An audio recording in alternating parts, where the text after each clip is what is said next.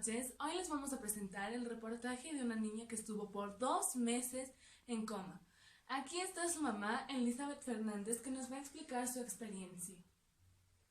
Buenas noches, gracias por la entrevista.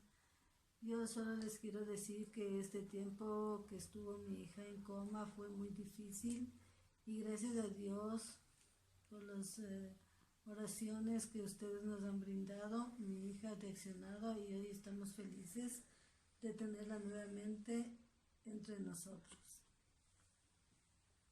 Muchas gracias, señora Elizabeth. ¿Nos puede presentar la habitación de la niña? Con mucho gusto, pasa.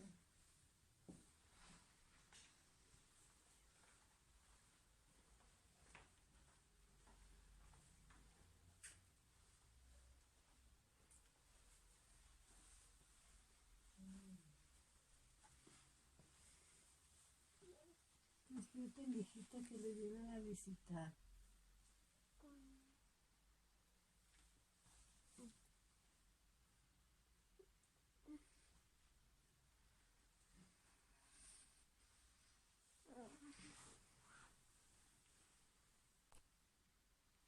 Hola, Estefanía, ¿cómo estás? Hola, estoy bien. Estoy muy feliz de volver a mi casa y con mi mamá y mi familia. Muchas gracias. Eso fue todo el reportaje de hoy. Les agradezco. Buenas noches. Hoy les vamos a presentar el reportaje de una niña que estuvo en coma por 2 meses. Aquí vamos a entrevistar a su mamá, Elizabeth Fernández, que nos va a explicar su experiencia. Buenas noches, gracias por la entrevista. Gracias a Dios mi hija salió del coma. Fueron unos momentos muy difíciles, pero con la bondad de Dios ha reaccionado y estamos muy felices de tenerla nuevamente en casa y con buena salud.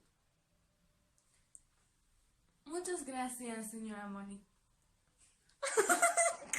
Hola, buenas noches. Aquí estamos en la casa de una niña que estuvo en coma por 2 meses. Por fin salió del coma y vamos a entrevistar a su mamá, Elizabeth Fernández. Vamos a saber sobre su experiencia y qué es lo que pasó en esos 2 meses.